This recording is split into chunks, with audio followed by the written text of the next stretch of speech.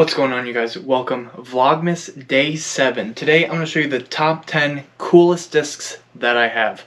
Now there's a lot of cool discs and old discs that I wanted to include in this list, but I had to limit it to 10. So there's going to be a lot of stuff that you're not going to see today, but I did pick out 10 awesome discs in my collection, stuff that I'm either not throwing, not selling, or trading. So want to show you guys, and before we get into it, this is kind of like something I almost wanted to include. This is a 2016 Ricky Wysocki dagger, and I've been just putting with it, and honestly this is like the nicest putter I've ever felt. Alright guys, let's get right into it. At number 10 we have the PreTrack Birdie. Now this is a really beat up disc, but honestly I think it's so cool because this version of the Birdie was very limited and there wasn't very many of them, because this eventually just became the polecat, and then they added a thumb track on it, and this is in terrible shape. Like, I would never sell this or trade this, but I love throwing this for fun. It's super awesome, and I just think it's really cool. Alright guys, moving into number 9, we have a 200-gram Condor signed by Philo and Emerson Keith. I got this signed at my very first Pro Tour event. I'm not a touring pro, but I got to play in this event, and I got to play against them. And Emerson was a nice guy, but Philo didn't seem like he really wanted to sign it. He was like warming up, and I was about to tee off. I'm like, shoot, Philo was like right there. I might as well ask him. And unfortunately, I didn't even have a black Sharpie. And during the round, there was a big backup on hole 3, and Philo was watching me throw. I happened to throw really good on that hole. So this disc is more like a souvenir from that event. Pretty cool. Coming in at number 7, we have a very rare disc, the Aerobie Epic. There is just nothing like it. I actually used to give these away way back in the day. I remember there's a few people who threw them, and I would just like give them these discs if I found them on the course.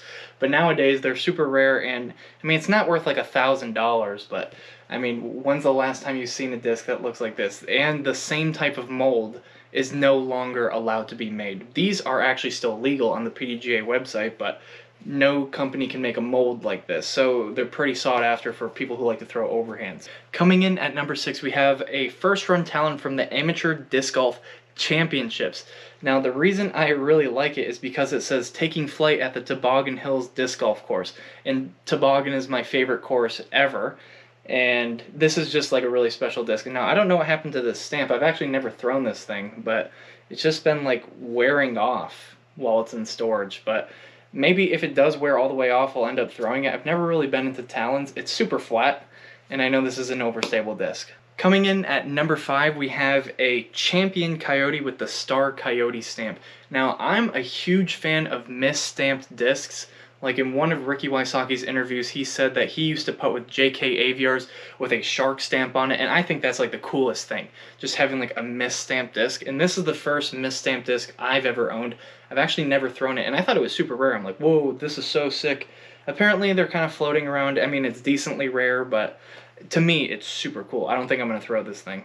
Coming in at number 4, we have a super cool disc. It's a Protostar Innova Phoenix. This is from 1990, and if you look on the back, there's this giant tooling on the back, like huge letters. And that's how you know it's a super old disc. If you ever come across an Innova disc with giant tooling on the back, it's super old and super rare. So this thing is an oversized disc, and it's kind of like the Condor and Zephyr and stuff like that, but this is its own mold, and it's kind of like a fairway driver. I wonder if the Jaguar is supposed to be this thing, but this is super awesome. It's in great shape. It's been thrown a little bit. If you guys want to see me do a review on this disc, comment down below, let me know. I'd definitely throw it in the open. I don't think I'm going to throw it on a course, but it's super like pop-toppy for being so old. It's really cool. Coming in at number 3, we have a disc from my first tournament ever. It's an ESP Zone from 2009, and I think the Zone came out in like 2008. So this is definitely a rare Zone to begin with, but it's signed by a whole bunch of people who are local or used to be local, and there's definitely some old PDGA numbers on here, some legends that I recognize, and honestly I've never seen another Zone with like this type of color. It's like a marble blue. I think it's so awesome. I've always kind of wanted to throw it, and I was thinking if I'm ever in the position to win a Pro Tour event, like I'm on the lead card final round, I might put this in my bag and then the final putt just tap it in, because I got this disc at my first tournament and my first Pro Tour win, if that ever happens. This would be cool to tap in to win the tournament. I think that would be pretty awesome. So before we get to number 1, we have a tie at number 2. The original Innova Eagle and the Discraft Phantom. Now this is the Discraft Phantom Plus, which came out I think 2 or 3 years after the Phantom. The Phantom is 1983. This is also 1983. This is quote unquote the first disc golf disc. But this mold, I don't know if this is the same on the Phantom, but this mold is like, I've never seen anything like it. It's like super like square and like thick over here. It actually feels really good for sidearm, but this thing is crazy flippy. And back then, I'm sure people were holding the disc like this or something. I don't know how you would throw this thing back in. It doesn't feel very comfortable, but it's crazy flippy. You've actually seen me throw both of these in a video. If you haven't checked that out, it's on my channel. You can go ahead and find it there. But honestly, an original Innova Eagle, they're not worth a whole lot of money, and this one is super beat. These are some of the first actual disc golf discs. And before we get to number 1, quickly, let's go ahead and compare the Innova Eagle and the Innova Aero, because the Eagle eventually just became the Aero, and this was discontinued pretty early on. But something I noticed right away is that the bottom side of the Aero kind of goes out farther, and this one kind of ends a lot quicker. It's a lot thinner rim, and this thing is super understable. This Aero is pretty understable, but really the whole point of it is to just hold the line forever. This one is kind of overly understable.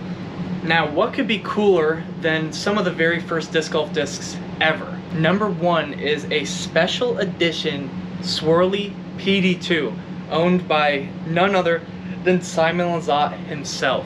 I found this at Toboggan, which was the course used for D-Glow. I was kind of looking for a disc that I lost, and this was 2 months after the event.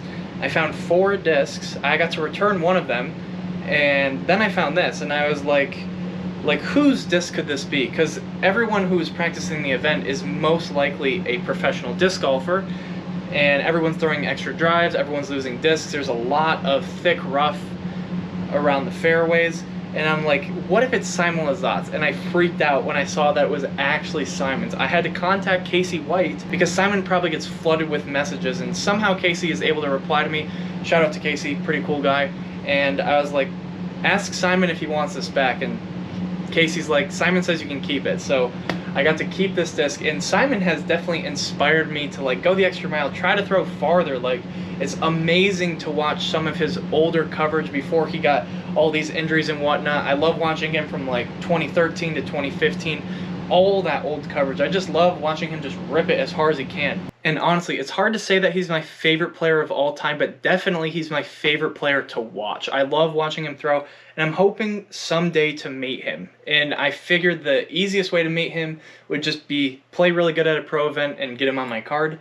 But hopefully I just run into him randomly sometime. Maybe this coming summer at D-Glow, I'm not exactly sure, but that would be like a dream come true.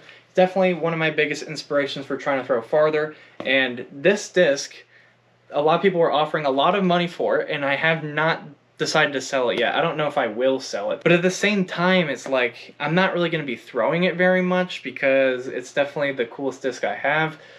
But what's the point of collecting stuff? I don't exactly know, but maybe you guys do. Leave a comment, let me know. If you guys enjoyed, leave a like, don't forget to subscribe, and I'll see you guys in the next one. And real quick, if you guys want a Vlogmas where I go through all the boxes I have of discs and show you guys everything that I have, maybe there'll be something cooler that I forgot, let me know as well, because I'm totally open to do that for a day of Vlogmas. I have cool stuff laying around. This is going to be one of my backups coming up, a very gummy Star Max. But anyways, guys, see you in the next one.